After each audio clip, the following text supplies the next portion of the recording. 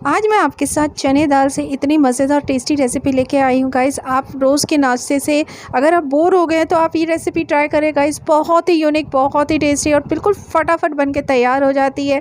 बच्चे हो बड़े हो सबको बहुत पसंद आने वाली है।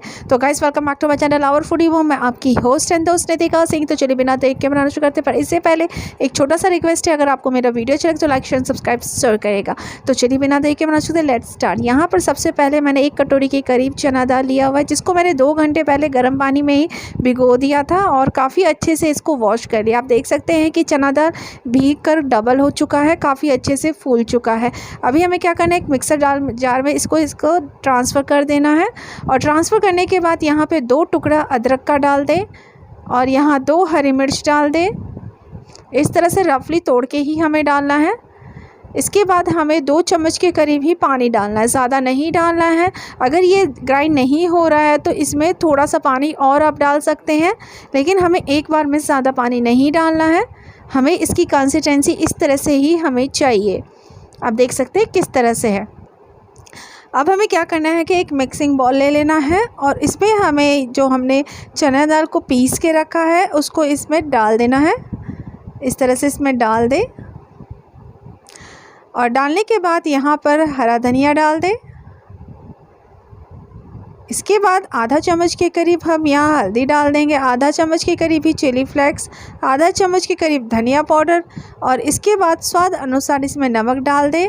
आधा चम्मच के करीब ही यहाँ पर कच्चा जीरा, यानी सबका रेशियो मैंने यहाँ पर आधा चम्मच के करीब ही लिया हुआ है।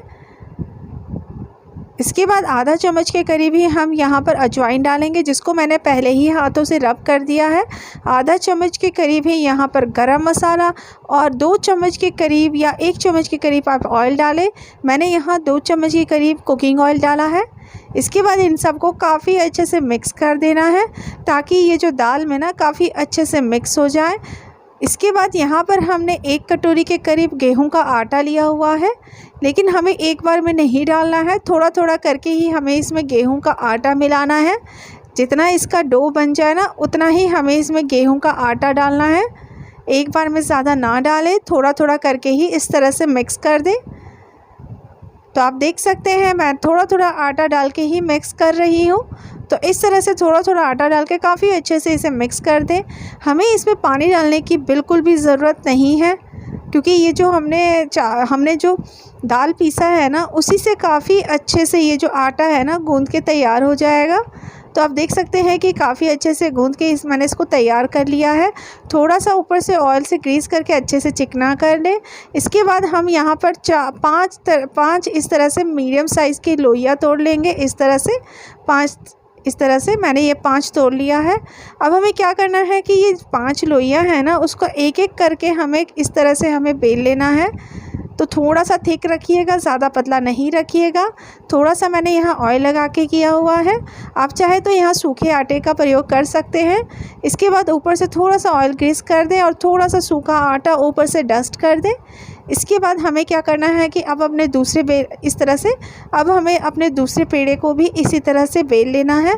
यानी 4 से 5 जो हमने पेड़े लिए हैं सबको इक्वल साइज़ में हमें इसी तरह से बेल लेना है। और बेलने के बाद इसमें थोड़ा सा ऊपर से ऑयल लगा दें और थोड़ा सा हमें यहाँ पर आटा डस्ट कर देना है।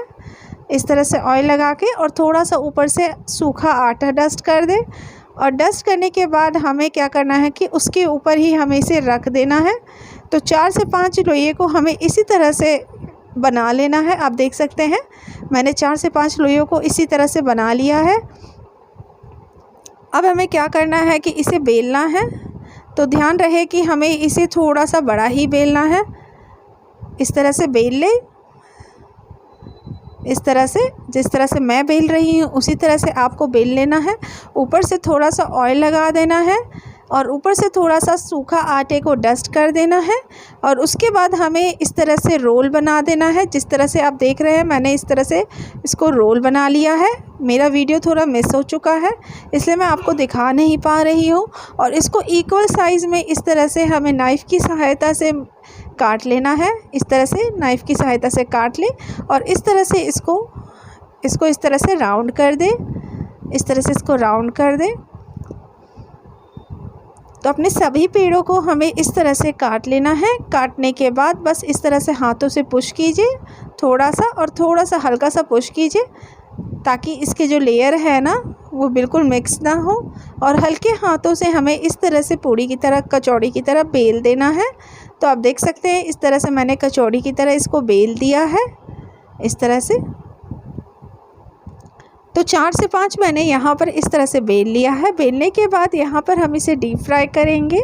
यहाँ पर मैंने ऑयल को पहले ही गर्म होने के लिए रख दिया है मीडियम टू लो फ्लेम में। इसके बाद हमें एक एक करके अपने इस नाश्ते को कढ़ाई में डाल देना है। डालने के बाद इसका फ्लेम थोड़ा सा हाई कर देना है ताकि जो हमारा नाश्ता है ना वो जल्दी कुक हो जाए। ऊपर से ये ज़्यादा ऑयल नहीं सोखेगा, इसीलिए जब हम थोड़ा सा इसका जो फ्लेम है ना मीडियम टू हाई रखें। इसके बाद अलट पलट करके काफ़ी अच्छे से इस नाश्ते को गोल्डन ब्राउन होने तक सेक लेना है। तो इस तरह से अलट पलट करके काफ़ी अच्छे से अपने इस नाश्ते को सेक ले, इस तरह से सेक ले। एक बैच निकलने में कम से कम 7 से 8 मिनट लग जाता है। तो इस तरह से अलट पलट करके अपने इस नाश्ते को काफ़ी अच्छे से सेक ले। तो ये हमारा पहला बैच बनके रेडी हो चुका है। अब देख सकते हैं कितना हमारा जो नाश्ता है ना बिल्कुल लेयर वाला बना हुआ है। और इसी तरह से हम अपना दूसरा बैच निकालेंगे जिस तरह से हमने अपना पहला बैच निकाला है। जितना आपकी कढ़ाई में आए उतना डालें।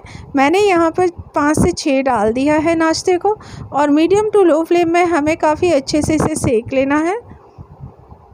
तो हमारा दूसरा बैच भी बनके रेडी हो गया है। आप देख सकते हैं हमारा दूसरा बैच भी बिल्कुल बनके रेडी हो चुका है। चलिए अब चलते हैं सर्विंग की तरफ। यहाँ पे मैंने चने दाल के इस नाश्ते को सर्व कर लिया है। आप इसे इसी तरह से चाय के साथ भी खा सकते हैं, या फिर आप इसे चटनी सॉस किसी के साथ भी खा सकते हैं। ये सबके साथ बहुत ही मज़ेदार लगता है। यह नाश्ता बनाना बेहद ही आसान है। ख़ास बात का इस बात का ध्यान रखना है कि हमें बेलते समय हमें लेयर का ध्यान रखना है। 4 से 5 लेयर ही बेलना है। इसके बाद फ्राई करते समय भी हमें मीडियम टू लो फ्लेम में हमें इसे फ्राई करना है ताकि जो हमारा नाश्ता है ना काफ़ी लेयर वाला बने और खस्ता बने। और इसके बाद आटा गूंदते समय ये भी ध्यान रखना है कि आटा हमारा अच्छे से गूंद जाए, ज़्यादा गीला नहीं गूंदना है। और इस तरह से आप देख सकते हैं कि हमारा चने दाल का लेयर वाला नाश्ता बनके रेडी है। वीडियो में ज़रा भी कुछ अच्छा लगे लाइक शेयर सब्सक्राइब। मिलते हैं नए दिन नए